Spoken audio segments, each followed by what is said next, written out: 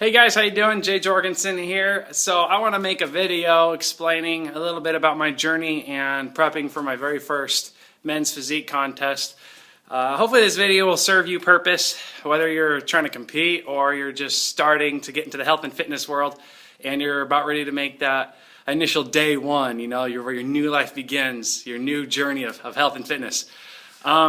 Out here in this awesome basement, the whole basement is pretty much turned into a gym. I have the liberty to have my own sanctuary, if you will, so I can train from home.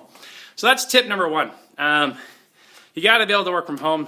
There's been plenty of clinical studies that show that healthy and fit people have three things in common. A, they always eat breakfast. B, they work out from home.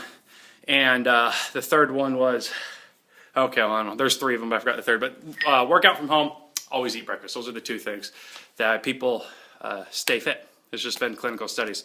So here I am, about 7 weeks out, low carb in it, doing it in a healthy way, not just like starving myself. I'm eating plenty of protein, fish, steak, and chicken, and a lot of water, ton of water. I'm always drinking water. So here I am, and I just want to give you guys a couple of tips or some feedback when injuries happen. One, I was playing basketball with the neighborhood high school students on the outside court, and it really strained my inner thigh, or my groin, if you call it. So that really put like my whole entire right leg out of business for probably a good week, which made it hard to do really any training at all. So I made sure I still got in my cardio. I still was able to work out, stay lean. And the tip of this video is how to lose body fat, or two tips. A is how to lose body fat and not muscle mass. Muscle burns calories, 4 times the rate of a fat single cell does. So, or each pound of fat burns about like a calorie or 2 per hour. Each pound of muscle burns like 7 to 8 calories per hour. So you want to build muscle. Now, how do you do that without burning fat, becoming catabolic and eating your own muscle for food when you're exercising and things like that? So you can lose fat, add muscle, and that's the ideal body. And the second tip is how to work out when an injury happens. So I'll backtrack, as I told you I pulled my groin. You want to work out your other body parts. It's not hard. You got rowing machines, so I was able to do the rowing machines at the gym. I work out from home as well, but I like to go to the gym to use machines. In this particular case, I needed to use the rowing machine, got a great cardio burn. Couldn't necessarily walk on the treadmill. Next thing is you can do any workout. So if you injure your arm, well, you got another arm. Well, most of us who are very fortunate have another arm. Same with your legs. So just because you guys get injured, do not pull yourself out of the game. That's when you're making the most progress. People typically get injured when they've strained their body and they're working really, really hard. And it's like your body's like, and then you pull a muscle or something. Typical injuries are groin, lower back, and spinal injuries, or knee or hips. So lower back kind of puts you out of the game, right? But you got two halves of your body. You have a lateral and whatever the front and back, I always forget. But lateral, side to side.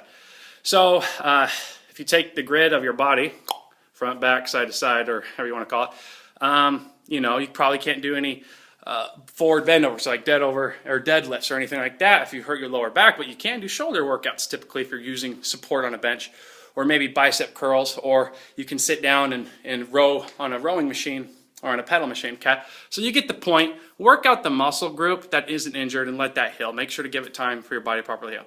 Second tip, and then that's common sense, I get it. I'm telling you common sense, but I'm going to tell you guys something right now that's not so common sense.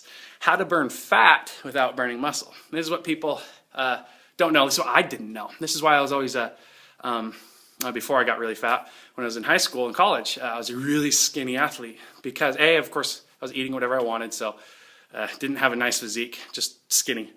And then I stayed skinny because I was always exercising, working out, hardcore cardio.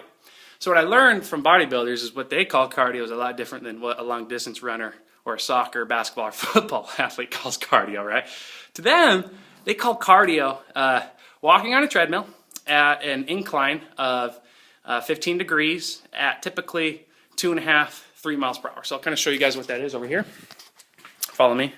So hopefully there's some okay lighting over here and you guys can see what I got going on with the treadmill. It's kind of dark, but oh shoot.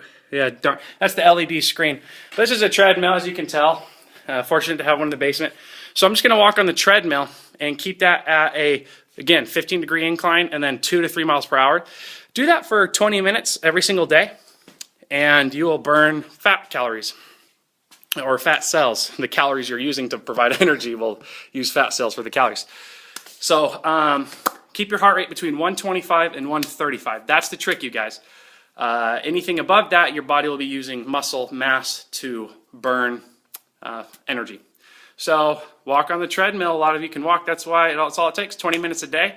Walk around your neighborhood, get a cheap heart rate monitor, keep your heart rate between 125 and 135, and you're going to be burning fat. As long as you're eating healthy and walking 20 minutes a day, you're going to pretty much have a really, over time, about 6 months period, you're going to either A, lose a ton of weight, or if you don't have the weight to lose, you're going to sculpt up and have that really nice body. Of course, for your more athletic people, you can intensify the workouts. But all right, guys, Jay Jorgensen, those are 2 tips of the day. If you're injured, don't take yourself out of the game. You don't have to be no Kevin Durant. You don't have to be no Russell Westbrook because you got a little banged up knee. You're not able to play the rest of the playoffs. No, it's okay. You can still compete with yourself and do your best. Forget the rest, right? Tony Horton. And then the second tip is to burn fat calories.